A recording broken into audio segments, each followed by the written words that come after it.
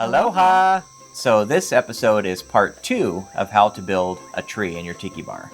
We're going to finish covering that project today. So if you missed part 1 of this series, you can go back. It was on episode 3 is when we did part 1 of it. It's a little confusing.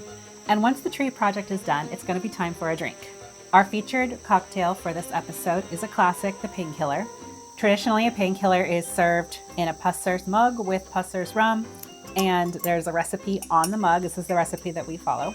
And for it to legitimately be a painkiller, you have to use Pusser's rum. That's the law. But before we make that drink, Ben is going to leave the protection of our shelter and head deep into the jungle to present to you part 2 of how to build a fake tree.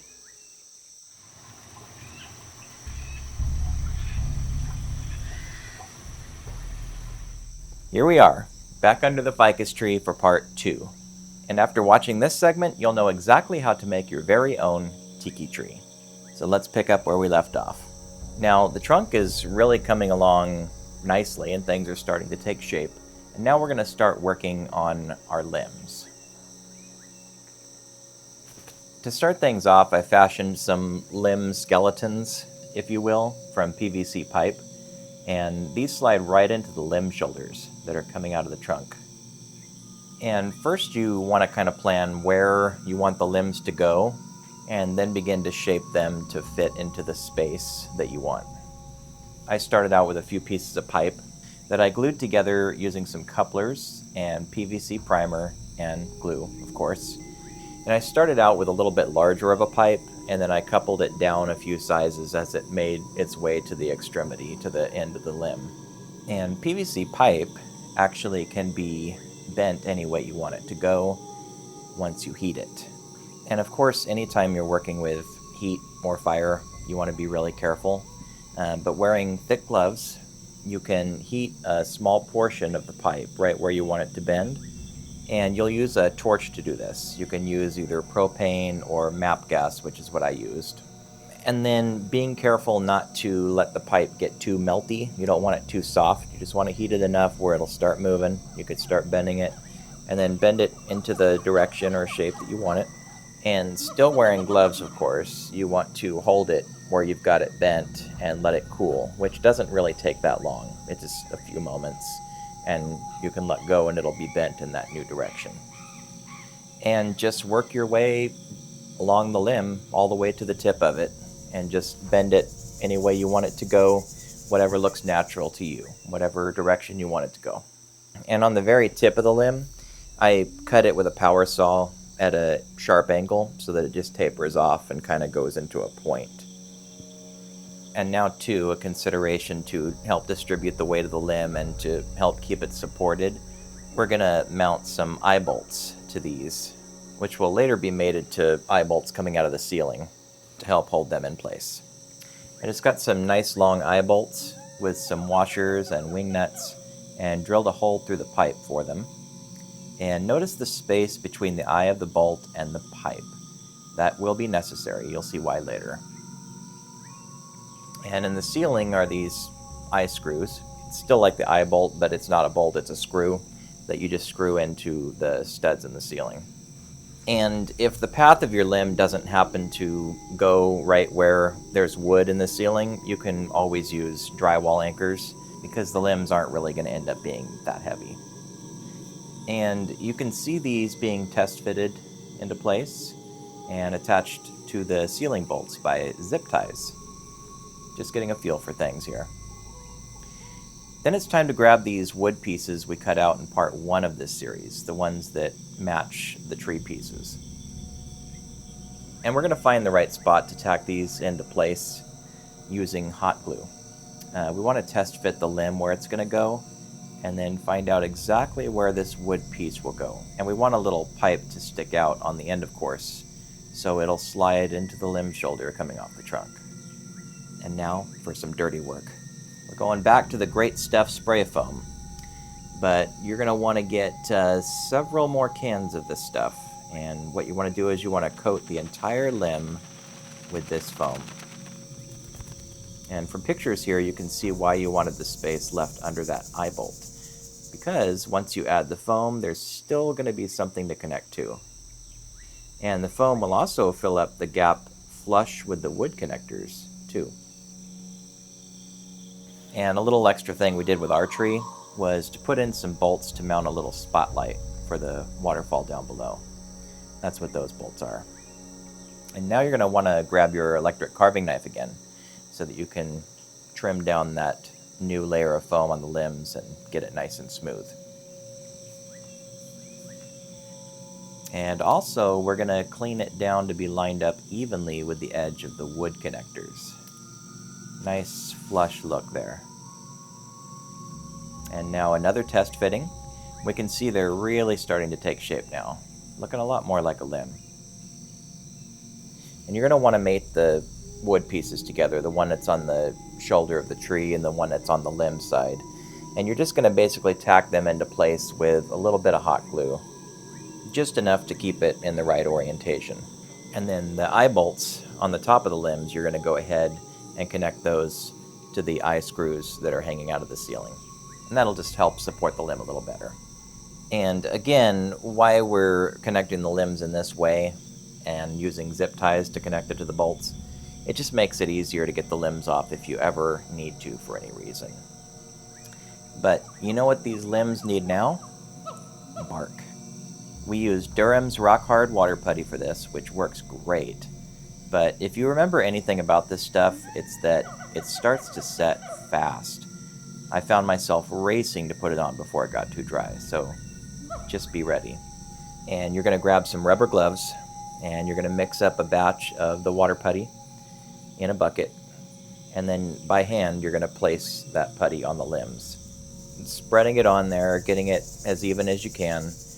And for the little trick to get like really good looking texture for that bark is to have a wet sponge handy, so that when the putty is still semi-soft, not quite set yet, you're going to take that wet sponge and you're going to wipe it, and it creates a great bark texture. And now we can add branches. I went to our local craft store, which happened to be Michael's, and they had these really good looking just wooden sticks. So of course you're going to have to source these sticks from somewhere. You could take sticks from your yard if you want and dry them, or you can just source them somewhere else at another craft store. So you're going to drill some little holes in the branches, and you can hot glue in these smaller leaved branches. We got these on Amazon.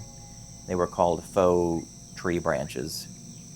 Ours were artificial ficus leaves. And we added those to a bunch of those larger wood branches. And so we're going to take these branches with the leaves on them, and we're going to insert them into the limbs. And to do that, we're going to drill holes into the limbs. And you got to go through the putty and the foam, and also one side of the PVC pipe. You want to get in there into the inner pipe, and then you can stick your branches into these holes. And I don't remember exactly what I used for gluing the branches into the limbs. I think it was hot glue. Whatever works to keep the branches stuck in there. And then we're going to go get some more Durham's Rock Hard Water Putty, because we need to add some life to the trunk. And you want to use the same technique that you used on the limbs on the trunk. Putting the putty on by hand, and don't forget to swipe across it with a wet sponge before it dries. Don't forget the texture. And I can't stress enough that you do need to work section by section, because that water putty sets really fast, especially if you're also trying to do the texture and everything. Just work on a small area at a time, working batch by batch. And wow, your trunk is going to look a whole lot different after this step. Then, a nice coat of primer on both the trunk and the main limbs. And finally, you can paint it however you want. I left it quite pale looking, but then I added some green and brown color. And if you want it to blend well, mix the paint with some water. Just water it down a little bit so it looks less like thick paint and more like a stain. I felt it blended and looked a little more natural that way. And try to focus on the inner recesses, the depths of the bark, and really get into those channels, especially with the darker colors. And once the paint dries, you now have a completed tree in your tiki bar. And it's really fun to take some time to decorate the tree too. You can hang some lightweight things from it. And we wanted to put these lights up and hang them on the limbs. And Audrey also made some vines, which maybe we'll show you how to do those in a later episode. And yeah, that's how we built our tree. And what a joy it is to come out here, sit down under this glorious canopy, and sip on a delicious libation. And speaking of libations, I'm going to go back over to the bar where Audrey's about to whip up a Tiki classic. Okay, remind me which drink we're making again? Painkiller. Yes! So first we're going to start with 2 ounces of Pusser's rum.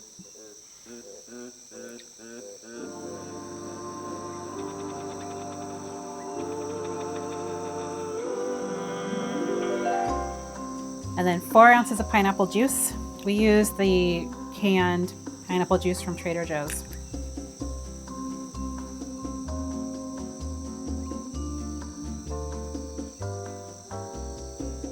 One ounce of coconut cream or cream of coconut, coconut syrup. This is Liquid Alchemist coconut syrup.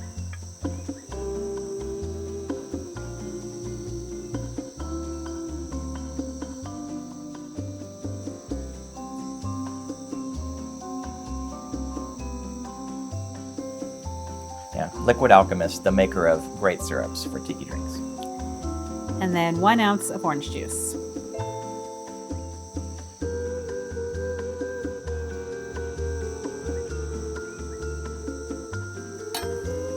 And then I'm going to add some crushed ice.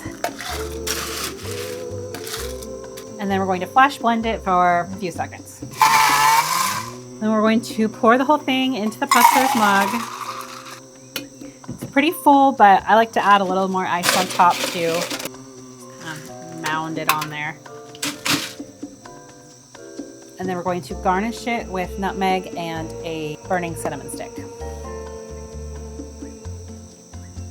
And this is the first time I think we're using the torch on the show. So we just use this butane torch. It's big, it gets the job done. Now you're just going to burn the cinnamon stick till it's nice and toasty.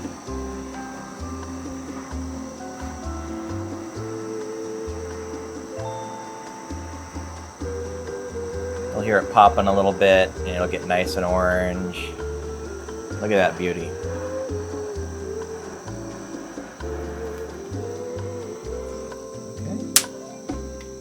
And this is one of the best smells in a tiki bar. Yes, this is what makes a tiki bar smell like a tiki bar to me. Yes, this is wonderful. Okay, and a straw from Surfside Sips. Use this bone one. Ooh, Spooky. perfect. All right. The Painkiller. Let's give it a shot.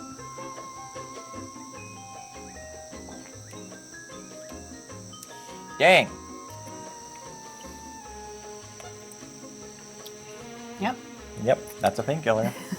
It will take the pain away, especially if you use the higher amount of rum that they recommend. Yeah, the 4 ounces. The 4 ounces. A couple of those. It is a good drink for beginners too because it is very flavorful but not very alcohol forward. You mostly taste the pineapple, the coconut. So we always do this one if somebody's like not sure what they want to order or they don't know what they like. We start with the Painkiller and go from there. Yeah, it's got a lot. It's very close to a pina colada, which a lot of people, they start out drinking and they'll have pina coladas and strawberry daiquiris, things like that. So it's along the lines of a pina colada, but it's a lot more delicious because there is also the orange juice, The nutmeg, the cinnamon. the nutmeg, the cinnamon, and the Pusser's rum specifically, which is good. Actually, us two started kind of out with painkillers at the Jungle Bird in Sacramento, one of our favorite tiki bars in the world. Our hometown tiki bar. Yes. We used to go there when they first opened, and we would get the painkillers. And yeah, we were hooked really quick. And then that kind of led us on to some of the more complex tiki flavors and like the deeper, profiles. Yeah, but Painkiller was a good place to start, and it still is. It's still a good drink, even though we've kind of developed our palates since then. It still is one of our favorite drinks. Yeah, it's always a winner. And of course, you know, the smell of that smoking cinnamon while you're drinking it doesn't get any better than that. So we're going to finish this drink up. And we want to thank you again, of course, as always, for tuning in to our show. In our next episode, we're going to be making the Navy Grog. My favorite Navy Grog I've had was at the Golden Tiki in Las Vegas. And I thought I didn't really like Navy Grogs until then, and then now that is one of my favorite drinks. Yeah, it's really good. It's got honey, grapefruit, rum. It's got it all.